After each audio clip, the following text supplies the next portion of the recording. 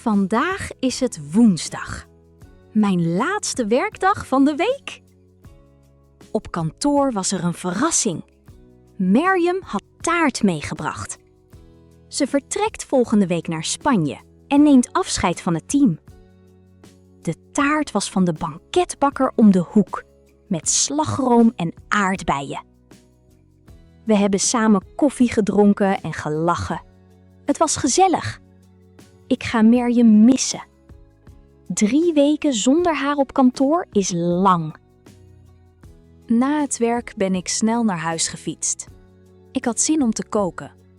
Ik heb pasta gemaakt met tomaten, knoflook en olijfolie. Simpel, maar lekker. Terwijl ik at, heb ik naar buiten gekeken. De buren van nummer 12 zaten op hun terras. Hun kinderen speelden in de tuin. Een typisch zomers tafereel. Na het eten heb ik Sarah een berichtje gestuurd. Ze schreef terug dat ze zaterdag niet kan. We hebben afgesproken voor zondag. Dan kom ik bij haar langs. 'S Avonds heb ik mijn tas ingepakt voor morgen. Morgen is het donderdag, mijn vrije dag. Ik ga naar de zomersale in het centrum. Ik heb een lijstje gemaakt, een nieuwe zomerbroek, misschien schoenen en ik wil kijken of er jurken zijn. Om 9:30 ben ik naar bed gegaan. Ik verheug me op morgen. Een vrije dag in de stad.